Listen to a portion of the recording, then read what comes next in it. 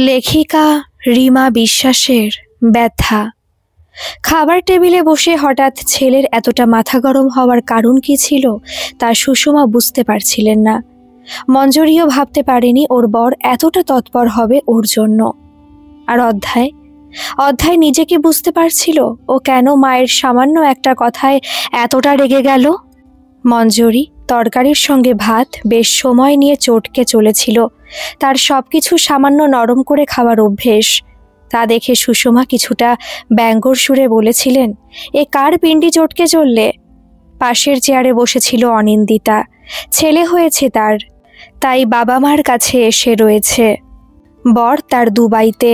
সেও মায়ের কথার সমর্থনে টিপ্পনি কেটে বলল, এক একজনার খাওয়ার ধরন দেখলে সত্যিই হাসি পায়।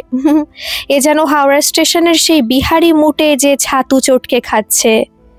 মঞ্জরি যদিও এ মশকরা গায়ে মাখেনি, কৌতুক মনে করেই নিয়েছিল এবং মুচকি মুচকি হাসছিল।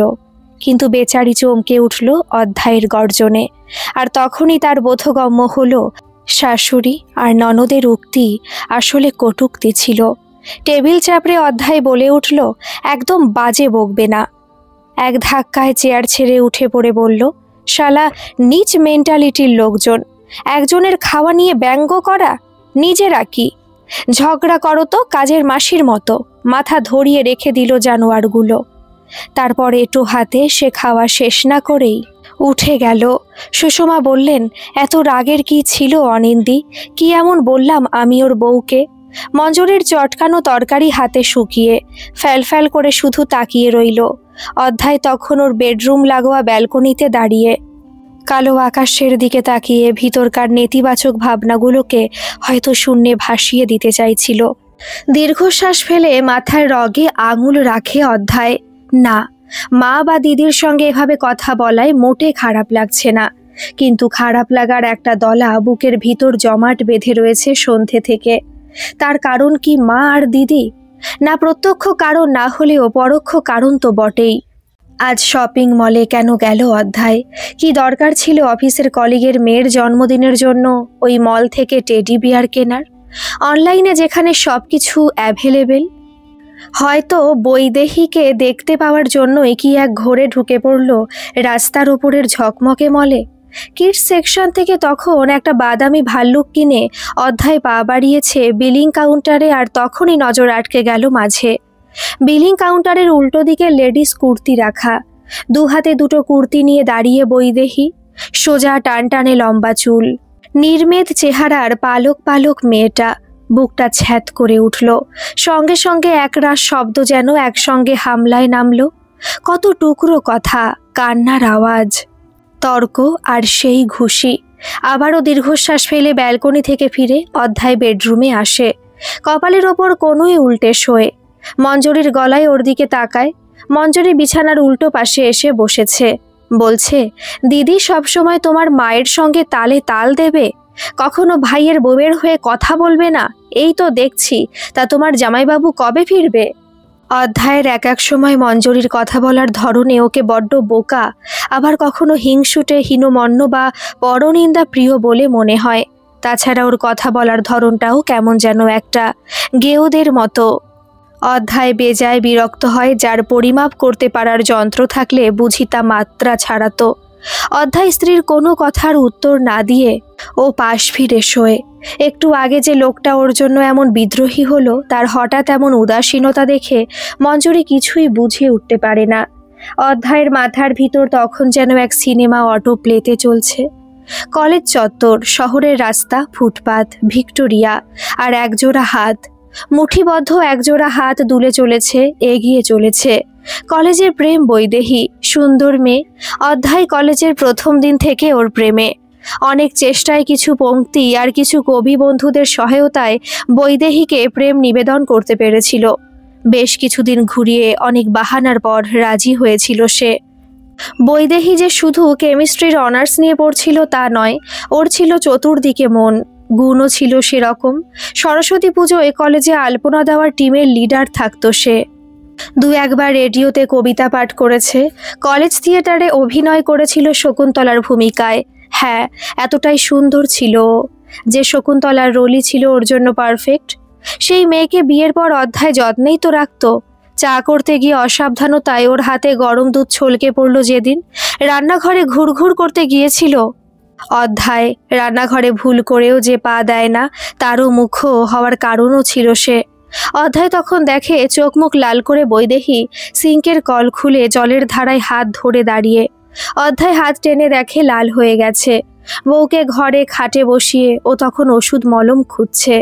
বাড়িতে মলম না পেয়ে সে মুহূর্তে যখন শার্ট গায়ে দিয়ে ছুটবে দোকানে, তখন মা বলল কি না, বাবা এই আজকালকার দিনের ছেলে, মায়ের হাত যে কত কাটলো পুড়লো, কই কখনো তো কোনো বিকার দেখিনি। এখন বউয়ের হাতে ছ্যাঁকা লাগলো বলে এই ভর দুপুরে চললি দোকানে? কেন, নুন চেপে ধরুক না পোড়া জায়গায়? আলুর খোসা থেতো করতে পারে না সে? সেদিন কিন্তু মায়ের কথা উপেক্ষা করে দোকান ছুটেছিল অধ্যায়, তবু কি সে মলম আজকের বুকের ক্ষতর প্রলেপ হতে পারবে?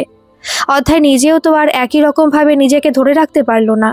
অনেক বড় খেলোয়াড় না হলে পারফরমেন্স ধরে রাখা সহজ হয় না যখন আশেপাশের সাপোর্ট সিস্টেম একটা কোরাপ্টেড পরিবেশ তৈরি করে। বৈদেহী চাকরিটাই হয়তো কাল হলো ওদের সম্পর্কের। ও বলল বাড়িতে বসে থেকে রান্না করা আর খেতে দেওয়া ওর জীবন কখনো হতে পারে না। ও কাজের মেয়ে নয়, একজন শিক্ষিত সমর্থ মেয়ে। কিন্তু বাড়ির লোক ওর চাকরি হওয়ার পরই রান্নার বউটাকে একটা তুচ্ছ অজুহাতে ছাড়িয়ে দিল। রান্নার মেয়ে যমুনা নাকি প্রতিদিন ইচ্ছে করে খাবারে নুন বেশি দিচ্ছিল, এতে অধ্যায়ের বাবার ব্লাড প্রেশার বাড়ছে। বৈদেহী স্নান সেরে বেরিয়ে ঘরে এসে চিৎকারে ফেটে পড়েছিল সেদিন। দেব দুলাল বাজার থেকে 900 টাকার গলদা চিংড়ি এনেছে। সুষমার হাঁটু ব্যথা, তাই বৈদেহী যেন অফিস বেরোবার আগে তার রেঁধে দিয়ে যায়। বৈদেহী চেঁচাচ্ছিল খুব বিশ্রী স্বরে, তোমার বাড়ির লোক এসব কি শুরু করেছে? কি চাইছেন ওরা? আমি এখন ওই চিংড়ি ধুতে বসবো? হাউ ডিসগাস্টিং অধ্যায়। সুষমা দৌড়ের মুখে এসে বললেন, ও মা, ঘরের বউ দুটো মাছ রাত দেবে তাতে দোষের কি? আমি এতকাল করিনি, আজ বয়স হয়েছে, পায়ে জোর নেই, তাই এমন করে ঝামটা শুনবো? দেবদুলাল রেগে গিয়ে সঙ্গে সঙ্গে অত টাকার মাছ জানলা দিয়ে ছুঁড়ে বাইরে ফেলে দিলেন। নর্দমার পাশে পড়ে 900 টাকার মাছ। পাড়ার বিড়াল তখন জোট বেঁধে খাচ্ছে। সুষমা কাঁদছে, দেবদুলাল মুখ গোমড়া করে বসে। অধ্যায় মেজাজ হারিয়ে বৈদেহীকে বলল, এটা তোমার বাবা আনলে এভাবে সিন ক্রিয়েট করতে পারতে? বললেই তো হতো পরে করে দেবে। এখন সময় নেই, বেরোচ্ছ? আমি বলবো ওনারা দেখতে পাচ্ছেন না আমি বেরোচ্ছি? জানে না আমি অফিস জয়েন করেছি? তুমি ওদের এই ইচ্ছাকৃত ষড়যন্ত্র সাপোর্ট করছো? সোফায় গোমরা মুখে বসে থাকা দেবদুলাল হঠাৎ ফস করে উঠে এসে ছেলের বউ শাসন করতে লাগলেন। মুখ সামলে কথা বলো বৈদেহী, এ কি মুখের ভাষা তোমার? বুড়ো শ্বশুর শাশুড়ি তোমার বিরুদ্ধে ষড়যন্ত্র করবে, এই কি তোমার বাড়ির শিক্ষা? আমার বাড়ির শিক্ষার জন্য এখনও এ বাড়িতে টিকে রয়েছি বাবা, নইলে অধ্যায়কে নিয়ে বেরিয়ে যেতাম। হাঁটু ব্যথায় জর্জরিত অধ্যায়ের মা সে সময় চিতাবাঘের দ্রুততায় শোবার ঘর থেকে ছুটে এসে কানফাটা চিৎকারে আর্তনাদ শুরু করলেন। এ কোন বাড়ির মেয়ে এলো মা আমার বাড়ি? এ যে ঘর ভাঙতে এসেছে। তারপরই মুহূর্তেই মেঝে লুটিয়ে পড়লেন উনি। চোখ তার ঠিকরে বাইরে বেরিয়ে আসে। বাড়িতে সেদিন অনিন্দিতা এসেছিল। দ্রুত সে মায়ের মাথা নিজের কোলে রেখে হাওয়া করছে, হাতের চেটো উড়িয়ে। ডাক্তার ডাক্তার ডাকো শিগগিরই। অধ্যায় ভয় পেয়েছিল, নিজের মাকে ওভাবে আচমকা অজ্ঞান হতে দেখে কেনা ঘাবড়াবে। ও যখন মোবাইল হাতরে ডাক্তারের নাম্বার খুঁজছে তখন আয়নার সামনে দাঁড়িয়ে খুব সাবধান হাতে চোখে লাইনার টানছিল বৈদেহী।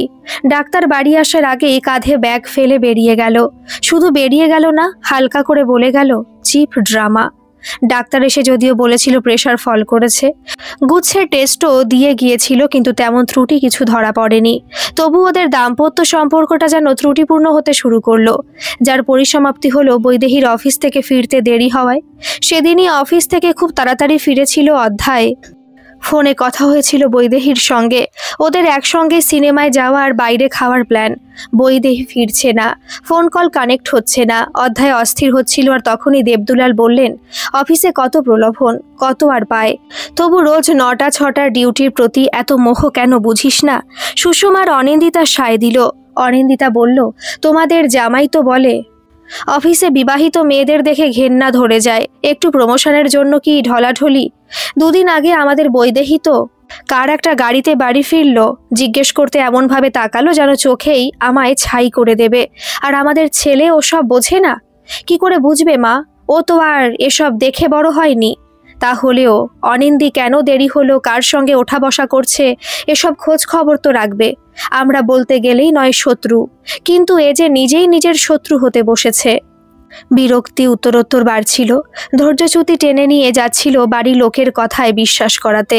হঠাৎ যেন আপন পরের মাঝে একটা সূক্ষ্ম রেখার টান দেখতে পাচ্ছিল। নিজেকে ঠকে যাওয়া মনে হচ্ছিল প্রতারিত।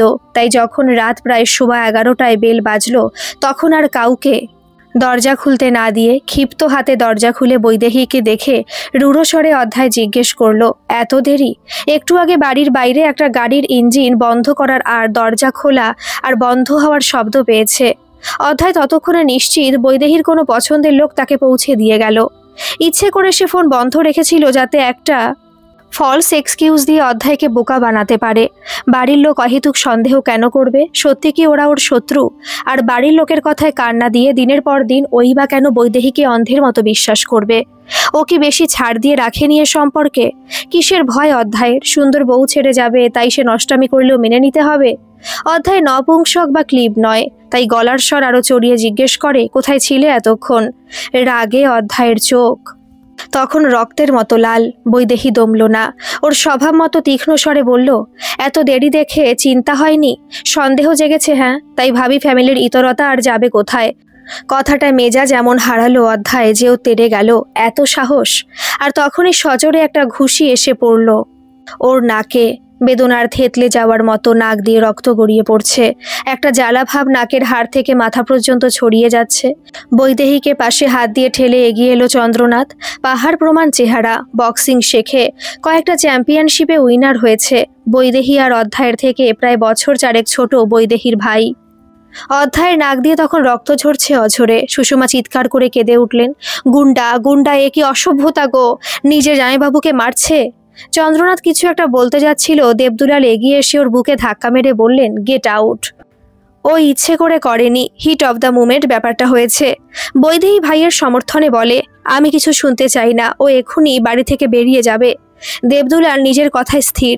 দৃঢ়তার সঙ্গে বৈদেহী বলল, সেটা আপনি কেন ডিসাইড করবেন? এ বাড়ি আমারও। ও বাইরের কেউ নয়, আমার ভাই। আপনার ছেলের অ্যাগ্রেশন দেখে ও নিজেকে সামলাতে পারেনি, দিদিকে ডিফেন্স করতে চেয়েছে মাত্র। সুষমা বললেন, তুমি এ বাড়ির কেউ না। তোমাদের মতো মেয়ে মানুষ যার ঘরে ঢোকে তাদের সংসার ধ্বংস হয়ে যায়। বৈদেহী তাকিয়েছিল অধ্যায়ের দিকে, কাপা গলায় শেষবারের মতো বলেছিল, ভাইয়ের জন্য আই এম সরি অধ্যায়। অধ্যায়ের নাকে তখন বরফ ঘষছে অনিন্দিতা। অধ্যায় মুখ নিচু করে রইল, ওর কথার উত্তর দিল না। বৈদেহী বলল, আমি চলে যাব তাহলে? অধ্যায় উত্তর দিল না। বৈদেহী বলল, অফিস থেকে তাড়াতাড়ি বেরোবো, কিন্তু আর্জেন্ট মিটিং ডাকলেন বস। এদিকে মোবাইল হাত ফসকে পড়তে কাজ করা বন্ধ করে দিয়েছে। অফিস থেকে বেরিয়ে বিশাল ট্রাফিক, একটা অবরোধ চলছিল। কোনো কিছু পাচ্ছিলাম না যা ধরে বাড়ি আসবো। রাস্তায় চন্দ্রকে দেখি বন্ধুর সঙ্গে গাড়িতে। ও আমায় বাড়ি পৌঁছে দিতে এলো। এ গাড়িও চন্দ্রনাথের নয়, ওর বন্ধুর।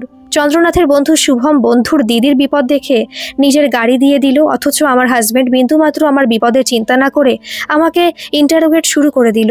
আমি কতটা বোকা হলে তোমার মতো একটা লোকের গলায় মালা দিই? Shame on me. ঘেন্নায় শেষের কথাটা বলে বৈদেহী ওর ভাইয়ের হাত ধরে বেরিয়ে গেল। অধ্যায় তাকিয়ে রইল সেদিকে। সুষমা সশব্দে দরজা বন্ধ করে বললেন, ভালো হয়েছে আপদ বিদেয় হয়েছে। এই আবার একটা ফ্যামিলি, এ কোনো বিয়ে? অধ্যায় অবশ্য এরপর গিয়েছিল বৈদেহীর বাড়ি। চন্দ্রনাথ সেদিন খুব সহজ ব্যবহার করছিল, যেমন আগে করত, কিন্তু বৈদেহীর বাবা কড়া ভাষায় বললেন, আমার মেয়ে ও বাড়ি যাবে না। তুমি যদি বৈদেহীকে চাও তবে আমার বাড়ি এসো, ওঠো, অথবা ফ্যামিলি থেকে আলাদা হও, কিন্তু আমি মেয়েকে ও বাড়ি পাঠাবো না। আমি সেসব বাবাদের মতো নই যে বিয়ের পর মেয়ের নিরাপত্তার কথা ঘাট থেকে ঝেড়ে ফেলে। শি ইজ নট সেফ দেয়ার। সোজা ইগোতে গিয়ে বিঁধল বৈদেহীর বাবার কথাটা।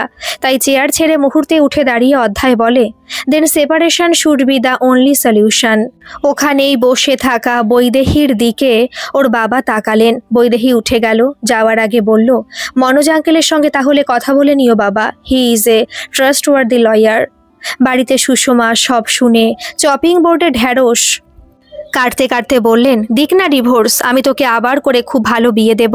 পিঠে হাতের স্পর্শে অধ্যায় বোঝে মঞ্জরি। যদিও ওর স্পর্শ বুঝেও অধ্যায় কোনো প্রতিক্রিয়া দেয় না।